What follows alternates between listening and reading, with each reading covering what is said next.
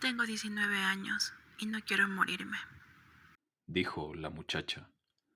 El profesor examinó de nuevo la mano abierta.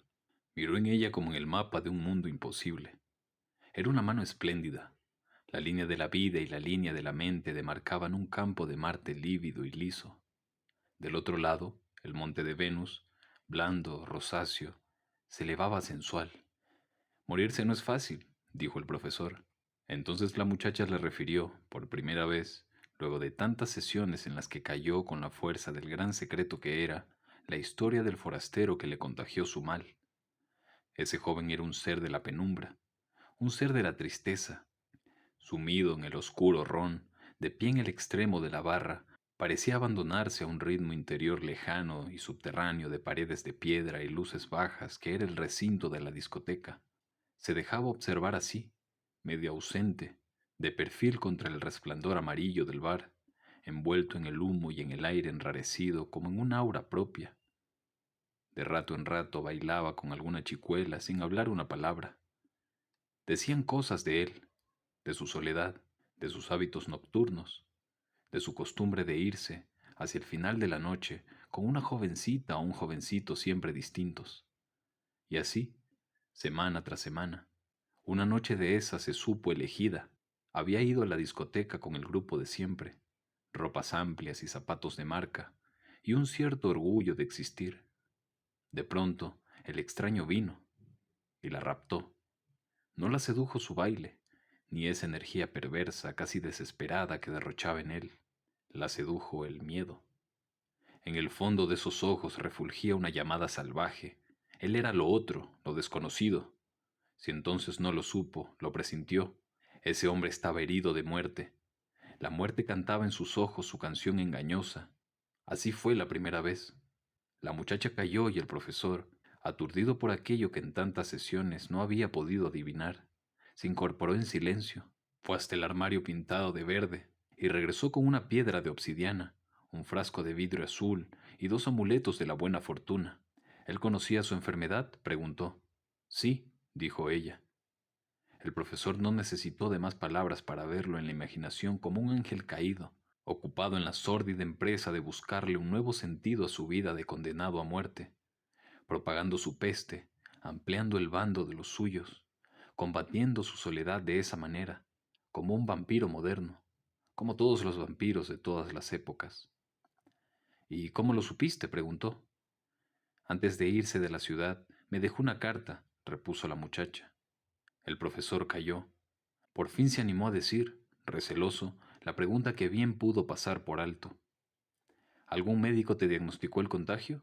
No, ninguno, pero yo lo sé. El profesor también lo sabía, y sabía que ella siempre lo había sabido, aún antes de leerlo en la carta. Pensó que en los malos tiempos es fácil confundir el amor con la muerte y refugiarse en cualquiera de ellos como en una cuna infantil.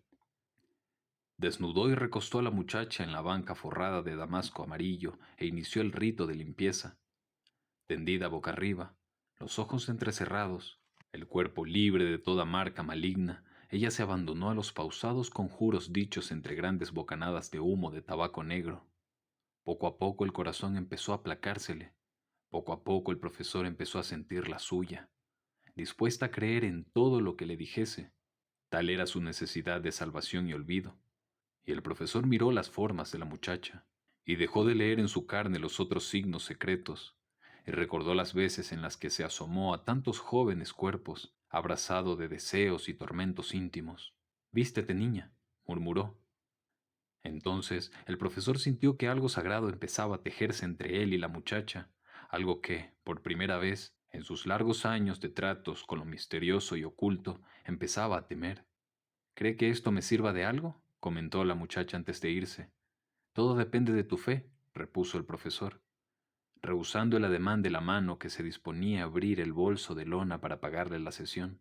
Pero en la voz del profesor no había ninguna fe. Fue hasta el armario y extrajo de una gaveta un talismán dorado, sujeto a una cadenita del mismo metal.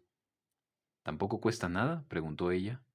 Nada, pero te pido que vuelvas, rezongó él, con la mirada perdida en el piso de duelas irregulares. Era la primera vez que no cobraba una consulta. La vio irse por la mampara llena de dibujos zodiacales. Solo entonces reparó en toda la gente aquella que aguardaba en la antesala, todos los dolores del mundo concentrados, como siempre, en la antesala, toda la angustia del mundo que buscaba en él una fe, una última y desesperada oportunidad contra la mala fortuna, como todos los días. Miró, por un segundo, la fila de gentes que volvieron hacia el suyo, los rostros agrisados por la luz que les golpeaba desde la mampara. El profesor sintió un gran cansancio y una gran soledad en el corazón. Sin embargo, aquella larga jornada trató de atender a sus clientes como si nada ocurriese en su interior. Llevaba años en esa profesión. Empezarla había sido un accidente, un salto en el vacío, la única manera que encontró a su alcance para huir de la miseria y de la siniestra oficina que entonces lo asfixiaba. Pero lo que en principio fue pura y llana charlatanería, poco a poco se fue transformando en una religión personal en la que comenzó a creer casi sin darse cuenta. Y un día se encontró, todo muy serio y convencido, oficiando ritos que poco diferían de los de una misa negra, e invocando desde lo más profundo de su ser a las fuerzas ocultas y secretas que, según los antiguos libros, gobernaban el mundo y que, paradójicamente, hacia los finales del gran siglo de la ciencia y de la técnica, volvían a ponerse de moda. Quizá la ciega entrega de los cientos de suplicantes que lo buscaban como a un último salvador tuvo su parte. Quizá el objetivo poder que ellos le otorgaban sobre sus destinos. Quizá la necesidad de darle valor o ponerle importancia a lo que había pasado a ser la empresa de su vida. Lo único que la justificaba o le daba algún sentido, sea lo que fuere. Lo cierto era que el profesor había terminado por convencerse de sus dotes esotéricas, sobre todo en lo referido a la quiromancia y a sus poderes adivinatorios y curativos. Y hubo un tiempo en el que se pensó como hombre feliz, pero los años habían pasado y con ellos había venido también el cansancio y el vacío. Desde hacía mucho tiempo que la vida se repetía igual a sí misma, como si las puertas del futuro se le hubiesen cerrado de pronto, como si el presente fuese un laberinto circular sin futuro posible.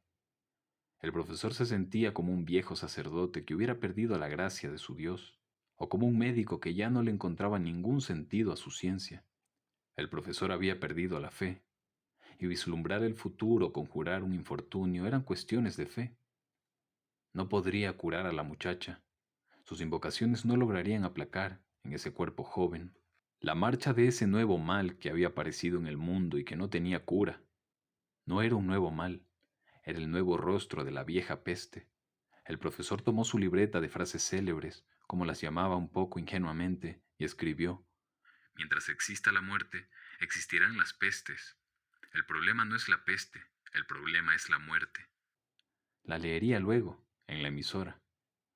El cuerpo desnudo de la muchacha, sus rincones tersos, esa pura carne prohibida, no cesaban de atormentarle por dentro como un revoltijo hecho de oscuros deseos, comprensibles e incomprensibles deseos, sí, pero además de deseos encontrados en los que se contaban la fascinación y el miedo, y, por sobre todo, la ternura y la compasión. En cuanto se fue el último de los clientes, el profesor se acurrucó en el desvencijado sillón que estaba junto a la estrecha ventana. Empezaba a anochecer y las luminarias de las calles brillaban en hileras zigzagueantes, violetas, azuladas, amarillas, intensas, y las luces de las casas titilaban entre los recuadros negros de los edificios de oficinas. Sobre la loma del hotel, la misma niebla infaltable, manchada con un vago resplandor, ocultaba a medias los edificios residenciales. Era el paisaje familiar que el profesor veía antes de marcharse para su casa. Lo miraba casi sin mirarlo, dejando correr lentamente los ojos vacíos por entre los recovecos y apretujamientos de la ciudad, hasta cuando no le quedaba más remedio que dejarse llevar por el mismo desmayado impulso que le hacía volver a su casa, a su mujer, a sus hijos, al simulacro de siempre. Luego de la comida venía el sueño cada vez más breve, luego la costumbre de levantarse a las 2:30 de la madrugada para llegar a tiempo a la emisora y hacer la propaganda de su consultorio y contestar las cartas de sus oyentes. Una legión de insomnes que esperaban sus respuestas como aves de la noche en busca de una presa oscura. Fue a la antesala y se sentó en una de las sillas forradas de plástico y miró, desde el otro lado, los dibujos zodiacales de la mampara. Exhausto y triste, parecía uno más de sus propios clientes.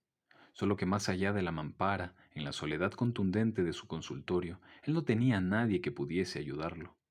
Se levantó, Empujó, como siempre, con esa combinación cansada de la mano y el pie izquierdos, la puerta de vidrios cuadrados y fue hasta su viejo sillón, frente a la ventana.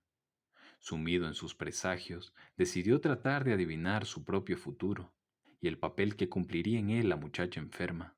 Procedió como siempre, aunque ahora no necesitaba auscultar su mano ni mirar en ningún naipe los trazos frágiles, precarios, de lo que a pesar de estar escrito en tantas partes, aún no llegaba a ser. Pero, ¿estaba escrito? El profesor hizo un esfuerzo supremo para recuperar su confianza de otros tiempos. ¿A qué infinita soledad estaría condenado si ya no pudiera descubrir los signos misteriosos del futuro que se agazapaban en los entresijos más oscuros del mundo? Cerró los ojos y empezó a buscar en su mente. Primero fue la aproximación cautelosa hacia el enigma. Sus adivinaciones eran fundamentalmente eso, una escritura transparente que había que descifrar sin otro apoyo que unas pocas claves generales y la pura intuición.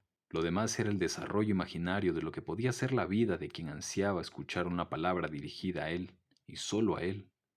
Así, un poco avanzando a tientas, guiándose por los espasmos casi invisibles de un cuerpo o un rostro que reaccionaban de un modo u otro ante el embate de alguna de las palabras del profesor, el gesto de dolor o de espanto de un corazón alcanzado en lo profundo, guiándose también por lo que él admitía que era su conocimiento humano y sus virtudes telepáticas, capaces de capturar, al vuelo, el comienzo de una furtiva emoción, de un furtivo pensamiento.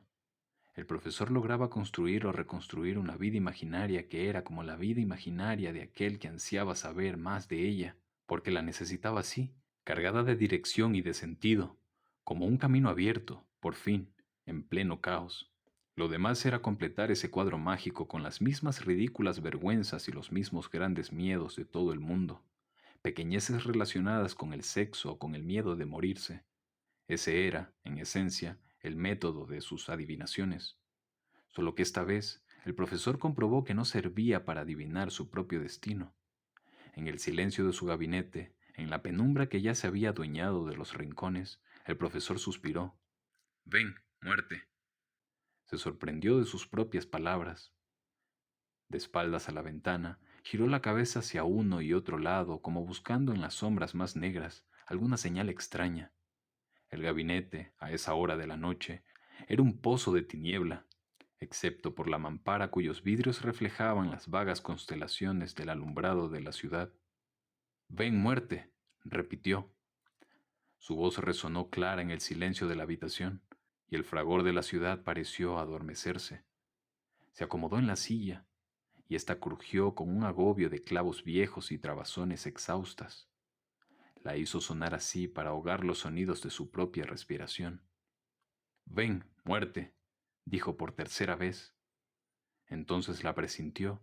Sobre la banca amarilla, miró que se adensaban, como grumos, las sombras que el resplandor de la calle no lograba disipar. Pues he venido, dijo la muerte. Te he llamado muchas veces, dijo el profesor. He venido, pero no has querido verme. Tal vez, respondió el profesor. Hubo un silencio. ¿Quieres morirte? Preguntó ella. Más bien es el desgano de vivir. Si quieres morirte, no tienes más que pedírmelo. No estoy seguro. Por eso te he llamado. Ahora tengo una oportunidad. ¿Con esa muchacha? Con esa muchacha. Pero no sabes si está infectado o no. Pero sé que no me importa. Ahora tuve el deseo de hundirme en ella, de perderme en ella. Lo que pasa es que te estás poniendo viejo y ya no distingues el deseo del miedo. Pero ya no tengo miedo. La prueba es que te converso como a una vieja conocida. ¿Crees que no lo he sido? Recuerda un poco. Recuerda. Pues sí, pero antes te odiaba. Era una mezcla de miedo y asco. Ya no. Entonces, ¿qué esperas? Vente conmigo. Puedo parar tu corazón en este momento. Prefiero que me digas si la muchacha está contagiada o no. Dime, ¿te la vas a llevar? No te lo diré. Es tu riesgo, tu apuesta. De todos modos, engatusarás a la muchacha, valiéndote, como siempre, de tus malas artes. Solo que ahora pensaré que te has vestido con su carne, y no me importará. Es tu apuesta. Con esas palabras, la muerte hizo un gesto de despedida y se disgregó en las sombras del gabinete. El profesor se levantó, encendió la luz, tomó su portafolio, Apagó luego el interruptor, puso los candados de siempre y empezó a bajar los escalones de madera. Se detuvo en el descanso, sacó su libreta de siempre y anotó en ella otra de sus frases célebres. Hay dos alivios para el vacío del corazón, el sexo o la muerte. Leyó la frase varias veces. La diría también, en la madrugada, en la emisora. Pensó que había otros alivios, pero si los enumeraba dañaría el impacto de su frase. Bajó 2 escalones, se detuvo otra vez y anotó. Hay otro alivio, escribir frases.